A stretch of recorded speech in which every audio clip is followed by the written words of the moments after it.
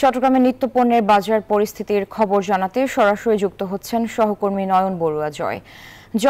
চট্টগ্রামে আজকে বাজার পরিস্থিতি কেমন দেখছেন? কোন কোন পণ্যের দাম বাড়লো কমলো, ক্রেতা বিক্রেতারা কি বলছেন?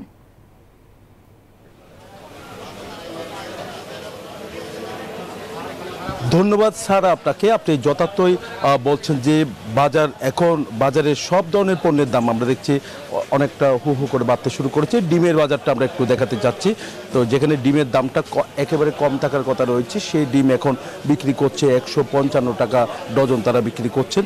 আর সাদা রঙের যে ডিমটি ফার্মের, সেটা 150 টাকা ডজন বিক্রি করছে। যেখানে 155 টাকা ডিম এই রঙের ডিমটা বিক্রি করছে, সেই ডিম 140 টাকা থেকে 145 টাকা পর্যন্ত বিক্রি।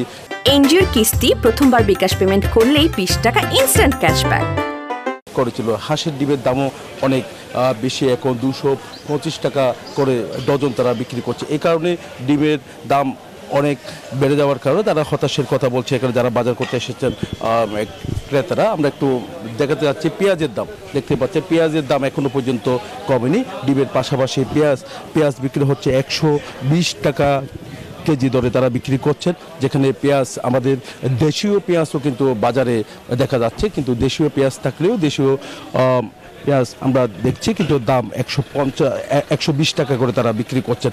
তো পেঁয়াজের দামটা যদি একটু কম হতো তাহলে যারা ক্রেতা তারা বলছেন কিছুটা হলেও সহজ হতো বলে তারা মনে করছেন। আর অন্যান্য যে নিত্যপণ্য, চালের দামও কিছুটা বেড়েছে, তবে সবজির দাম কিছুটা কমতে শুরু করেছে বলে আমাদেরকে জানিয়েছেন। তো এই ছিল আমার এখানকার সর্বশেষ। ফিরে যাচ্ছি স্টুডিওতে সারার কাছে। জয়, আপনাকে ধন্যবাদ।